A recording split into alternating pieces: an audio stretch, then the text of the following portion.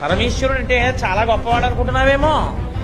ఆయన వెళ్లి భవతి భిక్షాందేహి అంటే గాని ఆయనకే కూడు లేదు. ఆయన భిక్షాటనమూర్తి. అన్నపూర్ణమ్మ దగ్గరికి వెళ్ళి భవతి భిక్షాందేహి అని నిలబడితే అన్నపూర్ణమ్మ గరిటితో వడ్డిస్తుంటుంది. ఆయనకే అన్నం లేదు, ఆయనే భిక్షాందేహి అని అన్నం తెచ్చుకుంటాడు. ఆయన కోసం మళ్ళీ పెద్ద తపస్సు కూడా ఏమిట. తన పెళ్లి తాను చెడగొట్టుకోవడానికి మాట్లాడిన బ్రహ్మచారి రూపంలో వచ్చిన ఏకైక మూర్తి శివుడు ఒక్కడే.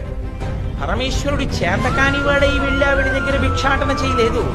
ఆవిడంత చేతకానివాడని నువ్వు వచ్చి భవతి భిక్షాందేహి అంటే అన్నం పెట్టననేటంతటి వేళ అంత అహంకారంతో ప్రవర్తించే స్త్రీ ఆవిడ కాదు. ఎందుకు నిలబడ్డాడో తెలుసా అండి ఆయన? పరమశివుడు ఎందుకు నిలబడతాడో తెలుసా? ఆది భిక్షువు అని. లోకంలో ఎప్పుడు ఎక్కడ ఎవరికి ఏది కావాలన్నా కదలికలన్నీ ఆవిడే ఇవ్వాలి. ఆవిడ ఇవ్వాలిరా. కాబట్టి ఆవిడ దగ్గరికి వెళ్ళి అమ్మా నాకు అన్నం పెట్టమ్మా అని అడగరా అంటే నేను అంతవాణ్ణండి, నేను ఇంతవాణ్ణండి, నేను వెళ్ళి ఎలా ఓ ఆడదాని దగ్గర చేయి చాపుతానండి అంటారేమో. ఒరే, లోకములన్నిటినీ సృజించి పెంచి చెట్ట చివర నాలో లయం చేసుకోగలిగిన నేనే వెళ్ళి ఆవిడ దగ్గర నిలబడ్డాను, ఇక నీకేమో మనం నిలబడ్డానికి అని అందరినీ ఆవిడ దగ్గరికి పంపి ఆవిడ అనుగ్రహం కలిగింప చెయ్యాలని ఆయన నిలబడ్డాడు. చేతకానివాడై కాదు.